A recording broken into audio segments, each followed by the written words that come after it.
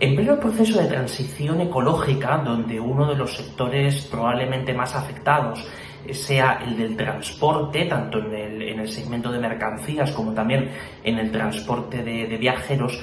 uno de los elementos sustanciales es el incremento que se está produciendo, que lleva ya produciéndose unos años, en el coste del transporte privado frente al uso público. Concretamente, en los últimos años hemos visto cómo por kilómetro recorrido el coste del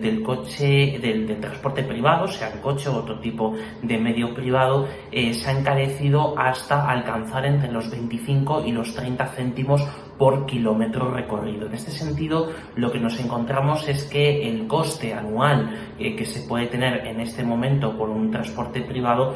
ronda entre los 9.000 y los 10.000 euros anuales. Aparte de ese coste directo, también hay otros costes indirectos, siendo uno de los más importantes la indisponibilidad que se produce durante la mayor parte del tiempo del vehículo privado, donde, por ejemplo, entre los tiempos en los cuales no se usan, más todos los desplazamientos que son innecesarios, hace que el coste total, tanto directo como indirecto, se coloque por encima de los 15.000 euros anuales. Por tanto, esta es uno de los elementos sustanciales para poder elegir entre el transporte privado y el público. El transporte público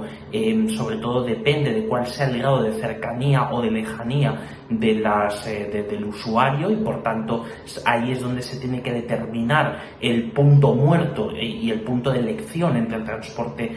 público y privado, concretamente en torno a los 37 céntimos por kilómetro, haciendo la ponderación entre aquellos que viven más cerca del centro de las ciudades, de los grandes núcleos de población, frente a aquellos que viven más lejos. Con lo cual, en este sentido, lo que estamos observando es que con la pandemia se ha reducido el uso del vehículo público frente a un incremento de la demanda del vehículo privado, y eso lo que hace es multiplicar las ineficiencias que antes existían, en que ese coste por kilómetro recorrido de entre 25 y 30 céntimos se pueda convertir en torno a los 40 céntimos en los desplazamientos tanto de corto como de medio radio, y por tanto la necesidad de que se den incentivos a una mayor participación del transporte público. No solo es una cuestión de precios regulados del transporte público, porque eso